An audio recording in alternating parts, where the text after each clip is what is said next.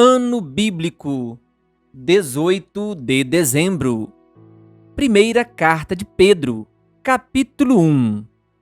Pedro, apóstolo de Jesus Cristo, aos eleitos de Deus, peregrinos dispersos em Ponto, na Galácia, na Capadócia, na província da Ásia e na Bitínia, escolhidos de acordo com o pré-conhecimento de Deus Pai, pela obra santificadora do Espírito, para a obediência a Jesus Cristo e a aspersão do seu sangue. Graça e paz lhes sejam multiplicadas. Bendito seja o Deus e Pai de nosso Senhor Jesus Cristo, conforme a sua grande misericórdia.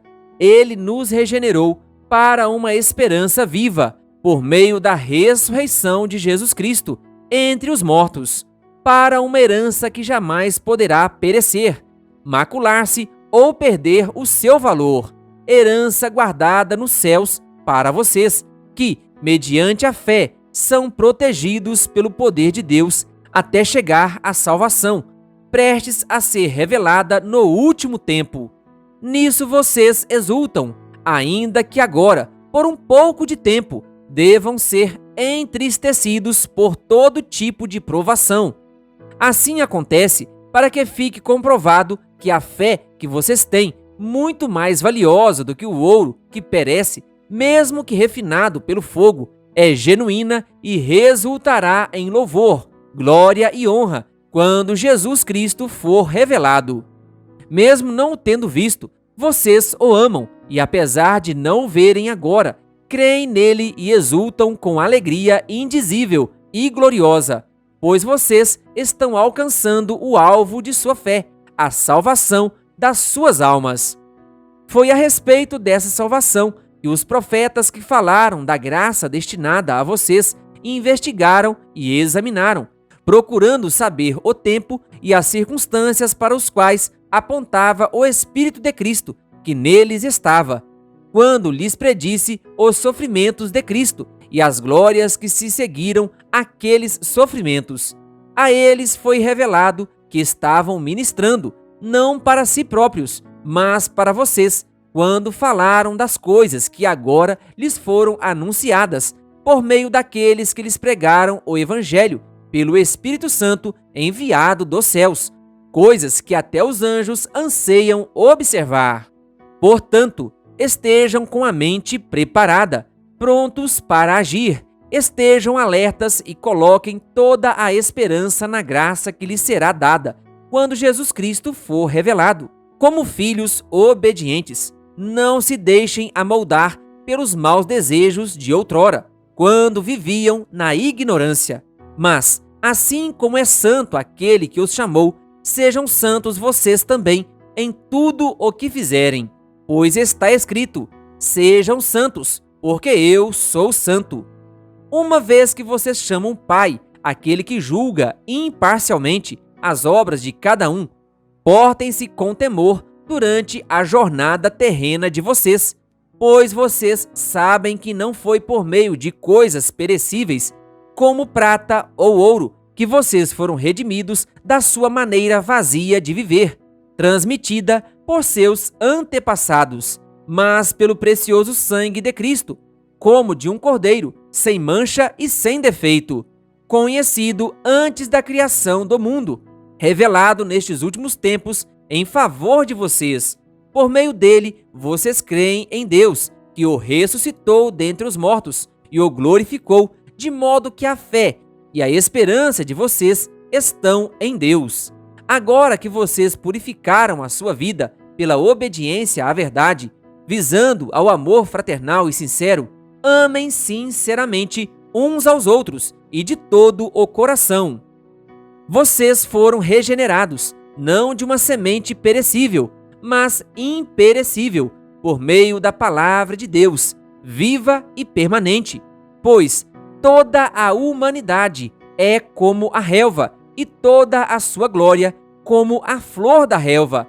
A relva murcha e cai a sua flor, mas a palavra do Senhor permanece para sempre. Essa é a palavra que lhes foi anunciada. Primeira carta de Pedro, capítulo 2. Portanto, livrem-se de toda maldade e de todo engano, hipocrisia, inveja e toda espécie de maledicência. Como crianças recém-nascidas, desejem de coração o leite espiritual puro, para que por meio dele cresçam para a salvação, agora que provaram que o Senhor é bom. À medida que se aproximam dele, a pedra viva, rejeitada pelos homens, mas escolhida por Deus e preciosa para ele, vocês também estão sendo utilizados como pedras vivas na edificação de uma casa espiritual, para serem sacerdócio santo, oferecendo sacrifícios espirituais aceitáveis a Deus, por meio de Jesus Cristo. Pois assim é dito na Escritura: Eis que ponho em Sião uma pedra angular, escolhida e preciosa, e aquele que nela confia jamais será envergonhado.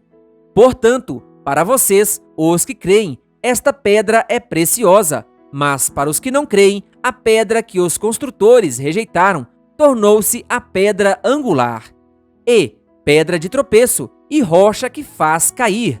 Os que não creem tropeçam, porque desobedecem à mensagem, para o que também foram destinados.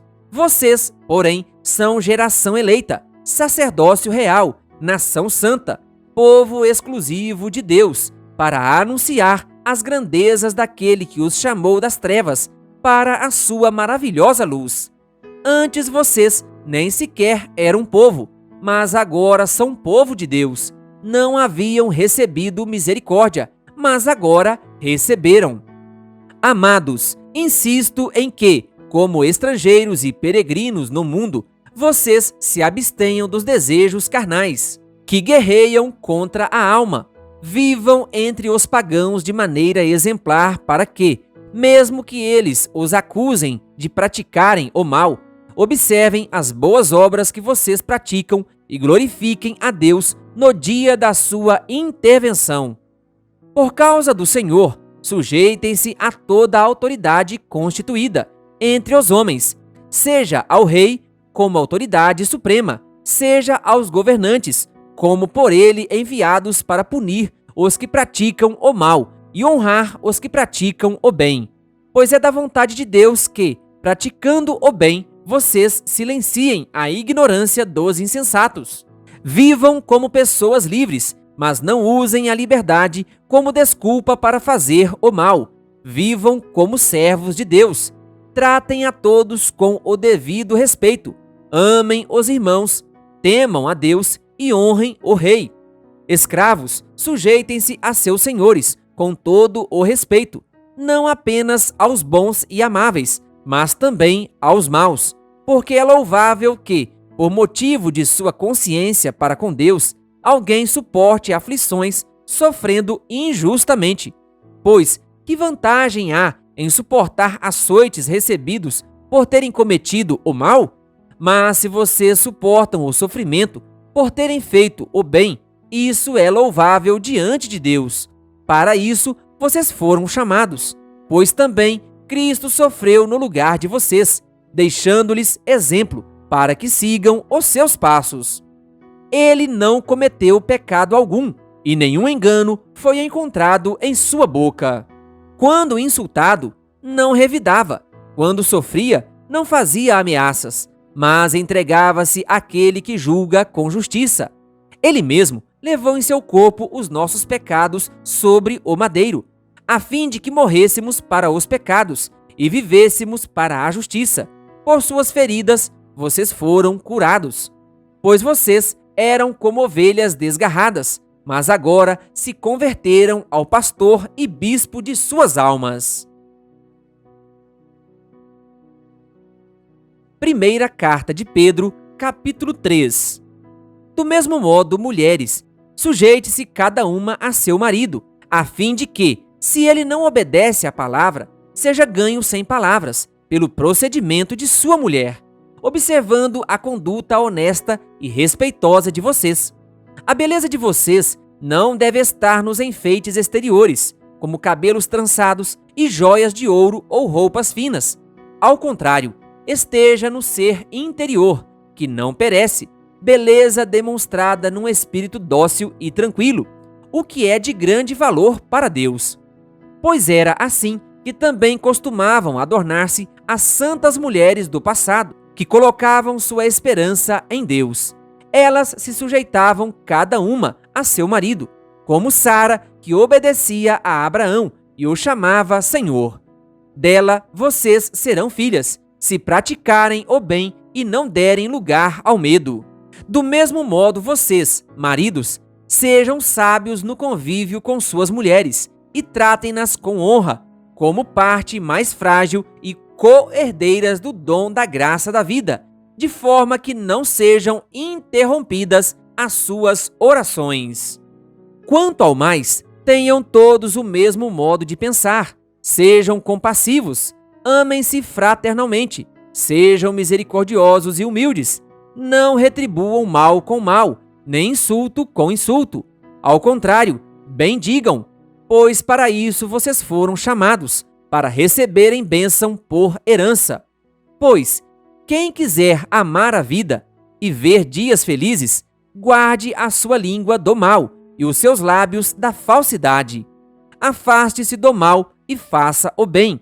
Busque a paz com perseverança, porque os olhos do Senhor estão sobre os justos e os seus ouvidos estão atentos à sua oração.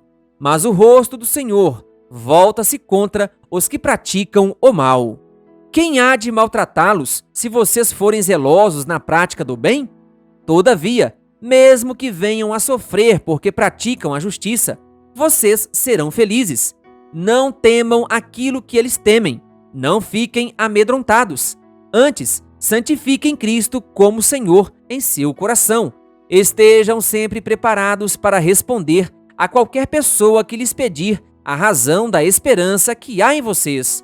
Contudo, façam isso com mansidão e respeito, conservando boa consciência, de forma que os que falam maldosamente contra o bom procedimento de vocês, porque estão em Cristo, fiquem envergonhados de suas calúnias. É melhor sofrer por fazer o bem, se for da vontade de Deus, do que por fazer o mal, pois também Cristo sofreu pelos pecados uma vez por todas, o justo pelos injustos, para conduzir-nos a Deus.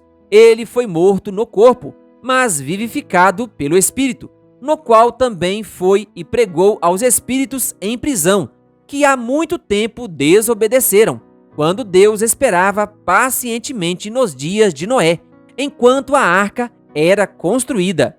Nela apenas algumas pessoas, a saber, 8, foram salvas por meio da água, e isso é representado pelo batismo, que agora também salva vocês, não a remoção da sujeira do corpo, mas o compromisso de uma boa consciência diante de Deus, por meio da ressurreição de Jesus Cristo, que subiu aos céus e está à direita de Deus. A ele estão sujeitos anjos, autoridades e poderes. Primeira carta de Pedro, capítulo 4. Portanto, uma vez que Cristo sofreu corporalmente, armem-se também do mesmo pensamento, pois aquele que sofreu em seu corpo rompeu com o pecado, para que, no tempo que lhe resta, não viva mais para satisfazer os maus desejos humanos, mas sim para fazer a vontade de Deus.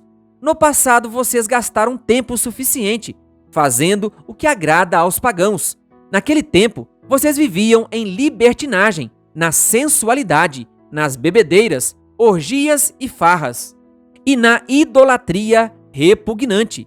Eles acham estranho que vocês não se lancem com eles na mesma torrente de imoralidade, e por isso os insultam.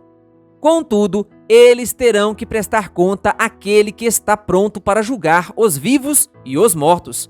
Por isso mesmo, o evangelho foi pregado também a mortos, para que eles, mesmo julgados no corpo segundo os homens, vivam pelo Espírito segundo Deus.